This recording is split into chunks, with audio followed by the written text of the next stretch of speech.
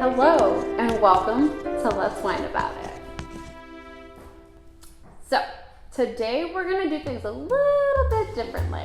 I'm going to actually start with a little reading. I know. A few paragraphs from Tribes by Seth Godin and tell you what I'm going to be complaining about afterwards. Page 32 if you ever want to follow. But for Tribes, average can mean mediocre, not worth seeking out, boring. Life's too short to fight the forces of change. Life's too short to hate what you do all day. Life's way too short to make mediocre stuff. And almost everything that's standard is now viewed as mediocre. There is a difference between average and mediocre. Not too much. Average stuff, meh, is taken for granted. Not talked about and currently not sought out. The end result of this is that many people, many really good people, spend all day trying to defend what they do, trying to sell what they've always sold, and trying to prevent their organizations from being devoured by forces of the new. It must be wearing them out. Defending mediocrity is exhausting.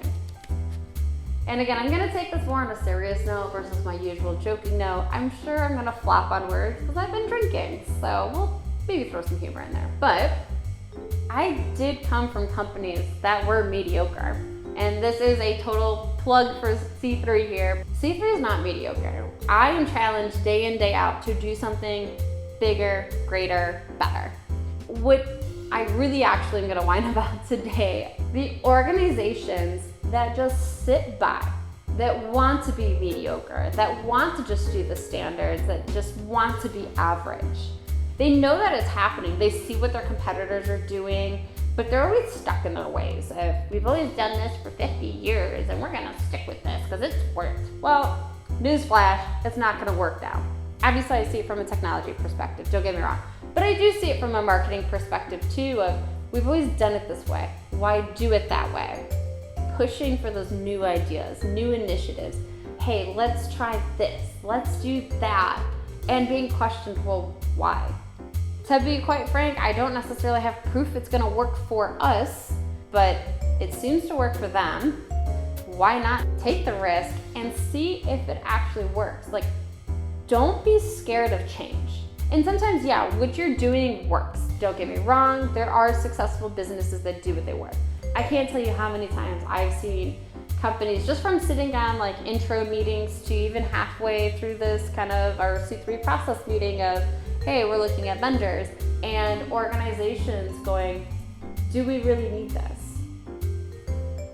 Yeah, you do.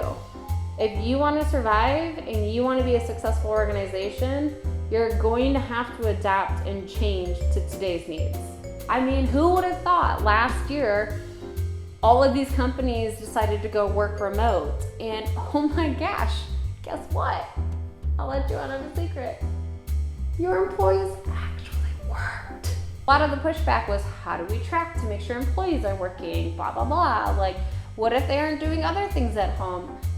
How many employees actually, 1, work, 2, work fast hours, and 3, probably didn't even stop working until maybe 10 o'clock at night? Guilty. My boss does not force me to work till 10. I just prefer to work that late when I can. I hope you feel a little inspired. I mean, it's got me inspired to say the least. But I hope you're inspired.